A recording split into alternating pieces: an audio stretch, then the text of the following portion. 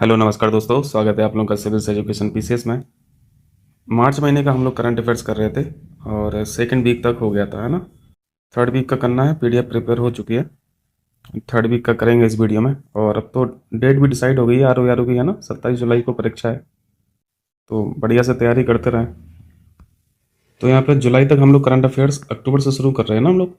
Are और PCS pre के लिए अक्टूबर 2024 से शुरू किया है, तो ये जुलाई तक हो जाएगा, है ना। 10 महीने हो गया, 10 महीने का पर्याप्त रहेगा करंट अफेयर्स, कोई दिक्कत नहीं है।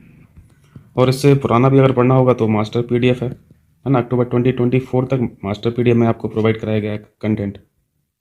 ये यूपीपीसीएस प्री 2024 हुआ था तब इसको प्रोवाइड कराया गया था, ठीक है। तो ठीक है, इसको कर लेते हैं। ये थर्ड वीक का करंट अफेयर्स, पहला टॉपिक देखिए।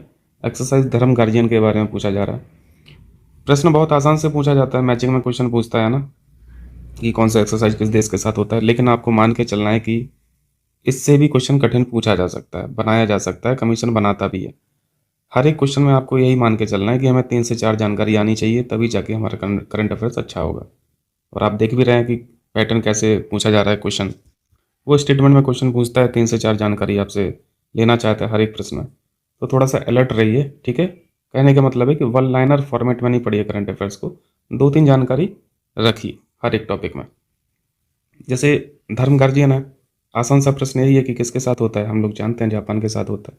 ऑल्टरनेट ईयर में एक बार भारत में हो जाता है, दूसरी बार जापान में हो जाता है, ठीक है। तो इस बार जापान में संपन्न हुआ। और ये 6वां संस्करण है, संस्करण भी याद रखना होता है यार। अब वैसे ये बेफजूल के क्वेश्चन है, लेकिन पूछता है कमीशन तो कुछ कर नहीं सकते हैं। वो एडिशन भी पूछता है कि ये कौन सा एडिशन है, ठीक है। तो ये ध्यान रखना, ये 6वां एडिशन है, जापान में संपन्न हुआ। शहरी क्षेत्रों में आतंकवाद रोधी प्रशिक्षण के माध्यम से सुरक्षा को सुनिश्चित करने पर बल दिया जाता है इस एक्सरसाइज के माध्यम से, ठीक है। और जापान के साथ जो हमारी एक्सरसाइज होती हैं, वीर गार्जियन भी होती है, ये वायुसेना एक्सरसाइज है, ठीक है। सिन्यू मैत्री भी होती है, ये भी वायुसेना एक्सरसाइज है। जिमेक्स आसान है, ये नौसेना एक्सरसाइज होती है। मालाबार में जापान के साथ और भी देश हैं, जैसे अमेरिका भी है, ऑस्ट्रेलिया भी है। 4 देश है ना, Bharat, Japan, America, Australia. Japan यहाँ पे भी है, तो ये भी नवल एक्सरसाइज होती है, ठीक है। तो ये साथ में ये भी ध्यान रखिएगा। ये देखिए, कुछ ज्योग्राफी से भी यहाँ पे एक्स्ट्रा पॉइंट है आपके लिए।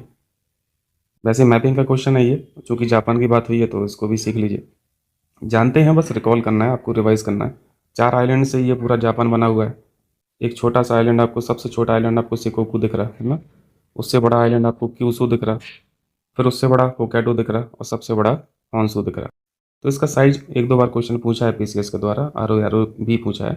तो ध्यान रखिए, कैपिटल भी पूछा है कि कौन से आइलैंड पे है। टोक्यो जो कैपिटल है वो सबसे बड़े आइलैंड पे है जापान के, हॉन्शू पर, ठीक है। तो ये सीक्वेंस याद रखा कीजिए। साइज का सबसे बड़ा हॉन्शू है, फिर उससे छोटा होक्काइडो, फिर उससे छोटा क्यूसू, और फिर सबसे छोटा सिकोकू, ठीक है। अभी दिसंबर 2024 में एक फोरम भी हुई थी भारत जापान की, और यहाँ पे सेमीकंडक्टर गठबंधन की बनाने की बात की गई थी, ठीक है। और ये भारत जापान फोरम जो है नई दिल्ली में आयोजित किया गया था। ये जो मीटिंग है या फिर फोरम है, दिसंबर 2024 का है, ठीक है। तो इस सेमीकंडक्टर गठबंधन की अगर बात पूछे किस देश के साथ है, तो आपको जापान लगा देना है, ठीक। चलिए यहाँ देखिए, ये चर्चा में है अभी। एमपी लेट्स फंड हम लोग समझते हैं ना, संसद सदस्य स्थानीय क्षेत्र विकास योजना जो होती है, member of parliament local area development scheme. इस स्कीम के तहत हर एक संसद निधि में पैसा पहुंचाया जाता है। अमाउंट 5 करोड़ का होता है, ठीक है। और वो अपने निर्वाचन क्षेत्र में उस पैसे से विकास कार्य करते हैं। तो यहाँ पे हम लोग सीखेंगे कि ये पैसा डायरेक्ट कहाँ आता है, संसद के खाते में आता है, सांसद के खाते में आता है, या फिर जिला प्रशासन के खाते में जाता है ना। ये सारी चीज़ें यहाँ पे सीख लेंगे। ये आपके लिए मेंस के लिए भी टॉपिक इंपॉर्टेंट है, पीसीएस मेंस के लिए पूछा गया है कई बार एमपी लेट्स फंड के बारे में। पहले न्यूज़ देख लेते हैं कि न्यूज़ में क्यों है एमपी लेट जो है। सांख्यिकी और कार्यक्रम कार्यान्वयन मंत्रालय जो है, यानी ministry of statistical programme implementation जो है, इन्होंने एक रिपोर्ट दी है और उसमें आंकड़े बताए हैं। और बताया गया है कि 16वीं जो लोकसभा थी, यानी 14 से 19 वाली, 16वीं लोकसभा की तुलना में 17वीं लोकसभा के लिए केंद्र सरकार द्वारा कुल जारी फंड में गिरावट आई है। यानी 17वीं लोकसभा के लिए जो निधि जारी की गई थी वो 16वीं लोकसभा से कम थी, और अच्छी खासी कम थी। 65.2% की कमी देखी गई है। मुख्य कारण खैर कोविड-19 इन्होंने बताया है। ये न्यूज़ का पर्पज है, हम लोग को सीखना क्या है। ये जो फंड है ये फंड का मैनेजमेंट और इसकी चेन क्या है ना, कहाँ से पैसा आता है, कहाँ जाता है और कैसे खर्च होता है, क्वेश्चन यहाँ से पूछता है। तो आपने अभी एक मंत्रालय का नाम पढ़ा, ministry of statistical and programme implementation. इसका नाम क्यों जिक्र है, इन्होंने क्यों आंकड़े जारी किए?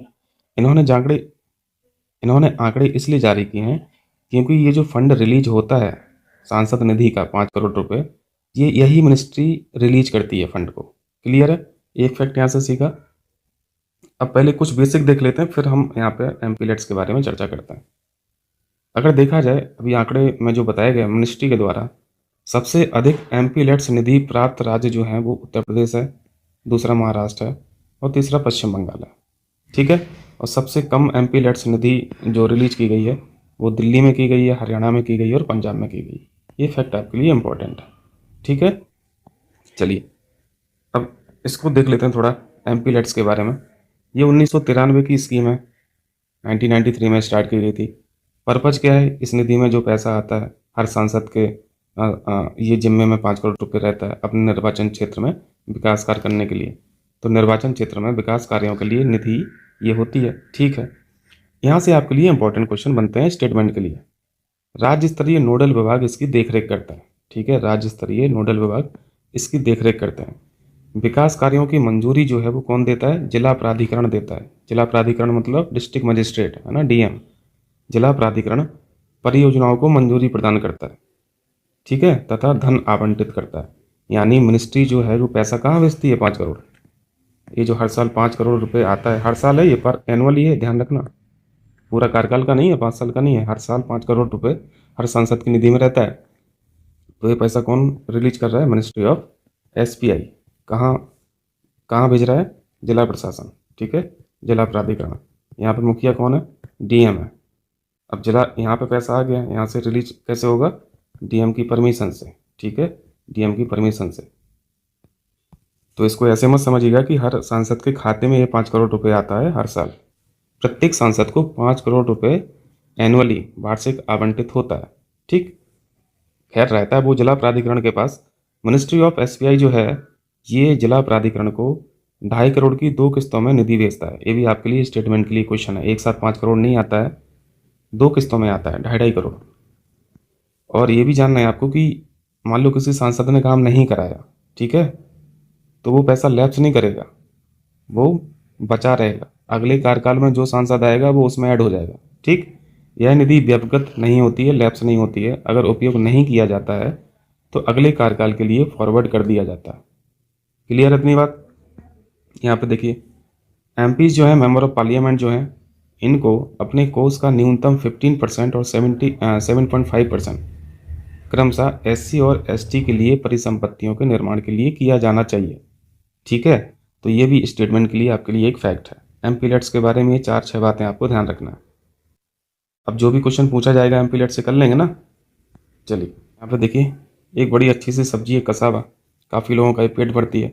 मैं इमेज डाल दूंगा, वैसे आप लोग जानते होंगे, ये उसकी तरह दिखता है, जो मीठा आलू होता है ना उसकी तरह दिखता है। स्टार्च युक्त जड़ वाली ये सब्जी है। ठीक है, कसावा के बारे में ध्यान रखना। इस सब्जी को ब्रेड ऑफ द ट्रॉपिक्स का दर्जा दिया गया, इस वजह से ये न्यूज में थी। ठीक है, न्यूज का कारण क्या है? इसको दर्जा दिया गया ब्रेड ऑफ द ट्रॉपिक्स। ठीक है, कसावा लगा दोगे। और देखिए, दक्षिण अमेरिका की स्थानिक सब्जी है। ठीक है, और खास बात क्या है, प्रॉपर्टी क्या है, विशेषता क्या है? सूखे और कम उर्वर मृदा के लिए ये अनुकूल भी है। बारिश सारिश की भी ज़रूरत नहीं है, बहुत ज़्यादा फर्टाइल सॉइल की भी ज़रूरत नहीं है। भारत में कसावा की कृषि मुख्यतः केरल, तमिलनाडु, आंध्र प्रदेश और नॉर्थ ईस्ट रीजन में की जाती है। ठीक है, तो ये कसावा के बारे में हो गया। इमेज देख लेना, अगर इमेज नहीं डाल पाऊँ तो गूगल कर लेना थोड़ा। देखिए, पंच मिशन किस देश के द्वारा शुरू किया गया? या 2 फैक्ट यहाँ पे जानना है। नासा ने शुरू किया है, यूएसए। ठीक है, सूर्य के कोरोना का अध्ययन करने के लिए किया है।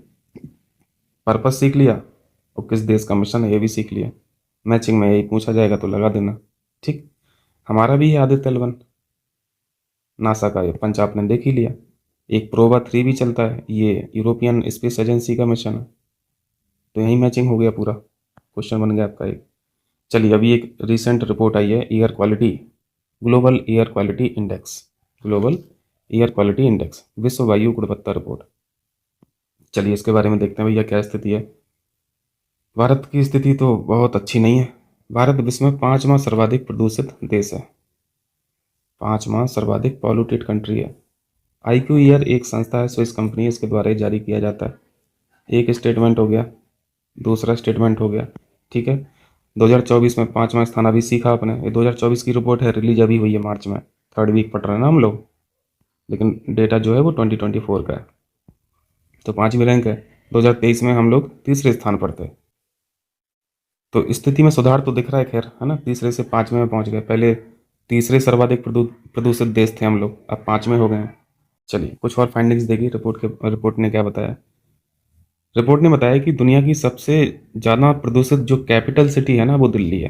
कैपिटल सिटी है, ठीक है। अगर कैपिटल नहीं लिखा रहेगा तो फिर आंसर दूसरा हो जाएगा, ठीक है। तब आंसर हो जाएगा बर्नी हाट। सिर्फ अगर यही पूछेगा कि विश्व का सर्वाधिक प्रदूषण वाला शहर कौन सा है, तो बर्नी हाट लगाना है, ठीक है। ये फैक्ट इंपॉर्टेंट है। ये असम मेघालय सीमा पर स्थित है।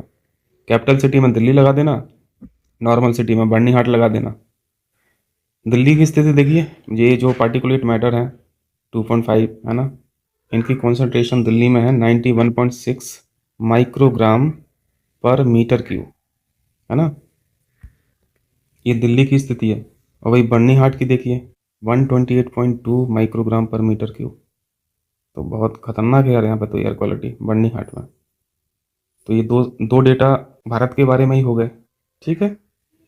अब चूंकि भारत के बारे में ही देखेंगे और देश का एक दो फैक्ट है तो वो देख लीजिएगा। भारत में वर्ष 2024 में PM 2.5 के स्तर में 7% की कमी हुई है। एक स्टेटमेंट के लिए ये भी फैक्ट है कि अभी जो हाल ही में रिपोर्ट जारी की गई है 2024 में, PM 2.5 का स्तर में बढ़ोतरी हुई है, ऐसा करके वो लिख देगा तो उसको गलत कर देना। आपको ध्यान क्या रखना है, कमी हुई है। तभी तो स्थान में क्या है, स्थान में भी तो कमी दिख रही है ना, सुधार हुआ है। तो यहाँ पे भी सुधार दिख रहा है। ये कैसे पता चला, यहाँ डेटा से पता चला। 2024 में जो 2.5 PM 2.5 का जो डेटा था वो था, यानी कॉन्सेंट्रेशन जो था वो 50.6 था। और वही 2023 में अगर देखते हैं तो 23 में ज़्यादा था, 54.4। तो कमी दिख रही है ना, मतलब एयर क्वालिटी में थोड़ा सा सुधार हुआ है, ठीक है। 7% की कमी, ये आप यहाँ से आपको समझ में आ रहा है चीज़। चलो ठीक है, ये 91 दिल्ली का देख लिया, 128 बर्निहाट का देख लिया, और एवरेज अगर देखें तो ये 50.6 देख लिया। लेकिन WHO के द्वारा क्या बताया गया है, तो ये सुरक्षित सीमा जो है ना वो इतना ही है, 5 माइक्रोग्राम पर मीटर क्यूब। मतलब 5 होनी चाहिए, 5 से ऊपर जाओगे तो खतरनाक है। लेकिन हमारे यहाँ तो चल रही है 50, यानी 10 गुना ज़्यादा हम लोग यहाँ पे एयर क्वालिटी डैमेज है ना, 10 गुनी ज़्यादा डैमेज है। और क्या है, उत्तर भारत में, नॉर्थ इंडिया में पोल्यूशन का जो लेवल है ये अत्यधिक था। क्यों था, इस वजह से पराली जलाने से था। ये रिपोर्ट ने ऐसा बताया। PM 2.5 के स्तर में 60% जो योगदान था वो सिर्फ पराली से था। चलिए ठीक है, नॉर्थ इंडिया की बात होगी। ओवरऑल देखें, ग्लोबल लेवल पर देखें तो सबसे ज़्यादा प्रदूषित कंट्री है चार्ट कंट्री। एक लेक चार्ट भी पढ़ते हैं हम लोग, है ना। 4 कंट्री शेयर करती हैं बाउंड्री, बताएंगे नाम। एक तो खुद चार्ट हो गया, एक नाइजीरिया हो गया, एक नाइजर हो गया, और दूसरा और बताएंगे, जल्दी से बताइए कमेंट करके। और दूसरी सबसे ज़्यादा पॉल्यूटेड कंट्री है बांग्लादेश, तीसरी है पाकिस्तान, चौथी कोई और होगी, 5वें हम लोग हैं यहाँ पे, है ना। 5वां यहाँ पे कौन है, अभी पढ़ा ना ऊपर, 5वां इंडिया है। और यहाँ पे क्या है कॉन्सेंट्रेशन लेवल, 50 माइक्रोग्राम पर मीटर की, यही था ना। चलिए देखिए भैया, ये आईडी बड़ी है आजकल चर्चा में यार, अपार आईडी। फुल फॉर्म देखें इसका, automated permanent academic account registry. मतलब एक देश एक आईडी वाला भी सीन चल रहा है ना। राष्ट्रीय शिक्षा नीति 2020 के तहत शुरू की गई है।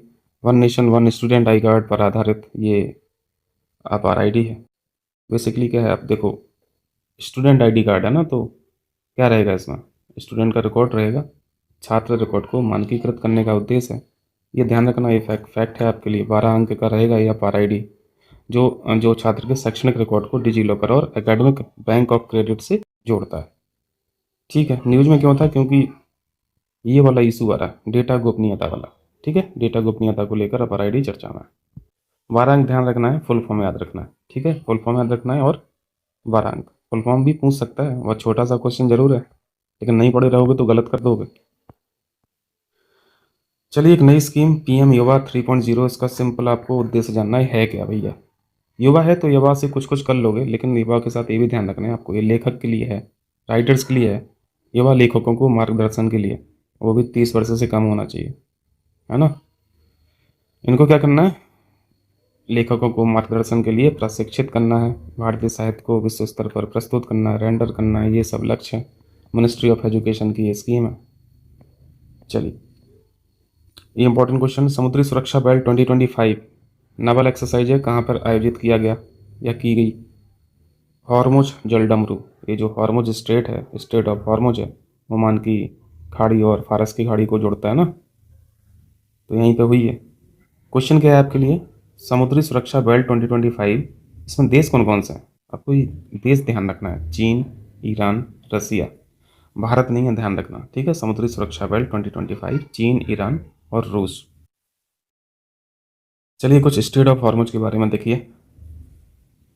कोई भी स्टेट जो है जल डमरू, वो क्या करती है, दो वाटर बॉडी को जोड़ती है ना, जोड़ने का काम करती है ना, ये वाटर बॉडी 1 है, ये वाटर बॉडी 2 है।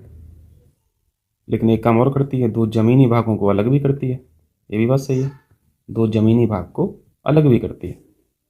देखिए यहाँ पर फारस की खाड़ी को ओमान की खाड़ी से जोड़ती है, ठीक है, यहाँ पे दिख रहा है ये फारस की खाड़ी है, पर्शियन गल्फ बोलते हैं इसे, और ये ओमान की खाड़ी है।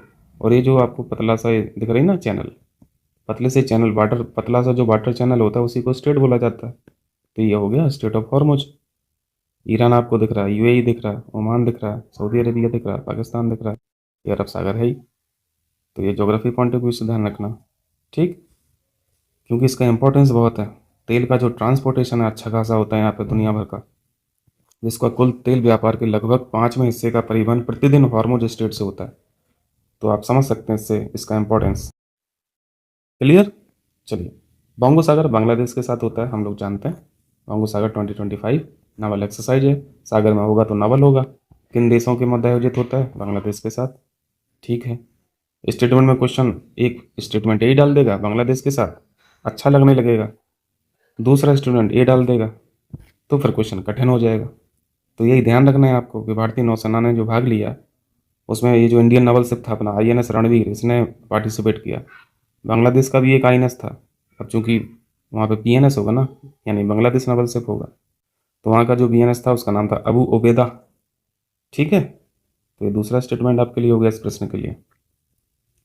और बांग्लादेश के साथ क्या होता है हमारी एक्सरसाइज, एक संप्रीति पढ़ते हैं हम लोग, और ये समन्वित गश्ती कॉर्पोरेट के नाम से जो होता है, ये बांग्लादेश के साथ है, ठीक है। चलिए, ये देखिए, 5 आइज अलायंस, आइज मतलब ये आंख वाला, 5 आइज अलायंस में कौन कौन से देश शामिल है। नया अलायंस तो नहीं पढ़ रहे हैं, ये बहुत पुराना अलायंस है, सेकेंड वर्ल्ड वॉर के टाइम का। Australia, Canada, New Zealand, UK, USA, ये 5 आंख हैं, है ना, एक आंख एक देश। चलिए, ठीक है, भारत नहीं है यहाँ पर।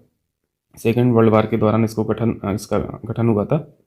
जर्मनी और जापान कोड, है ना, जर्मनी और जापान कोड को समझने के उद्देश्य से बनाया गया था। जब वर्ल्ड वॉर चल रही थी तो उस टाइम पे आपने ये वर्ल्ड हिस्ट्री पढ़ा ही होगा, और तमाम ट्रीटीज़ के माध्यम से, संधियों के माध्यम से देश जिस तरीके से उलझे हुए थे, ये सारी चीज़ें आप लोग समझते हैं। तो वही यहाँ पे मतलब है इनका कि जर्मनी और जापान की जो कोड हुआ करते थे उसको समझने के लिए 5 आइज अलायंस का गठन किया गया था, ठीक है, गुप्तचर गठबंधन था एक तरीके से। बस आपको यहाँ पर देश याद रखना है कौन कौन से देश हैं, ठीक। तो ये हमारा 3rd वीक का करंट अफेयर्स, फिर करेंगे, इसके बाद 4th वीक का रहेगा, और 4th वीक का थोड़ा बड़ा रहेगा, ठीक है, क्योंकि ये वाला 3rd वीक का 3-4 पेज मैं बना नहीं पाया था दरअसल, क्योंकि कल और परसों छुट्टी हो जाएगी, तो 2 दिन का कवर नहीं है कुल मिला के। तो आपको चौथा जो वीक है ना, इसमें थोड़ा सा आपको पेजेस ज़्यादा मिलेंगे, है ना, वीडियो थोड़ा बड़ा रहेगा, मतलब 10-15-20 मिनट का ज़्यादा हो जाएगा, कोई नहीं, पर्पज हम लोग का पूरे मंथ का कंप्लीट करना है। तो मिलते हैं फिर अगले वीडियो में, ठीक है, थैंक यू फॉर वॉचिंग।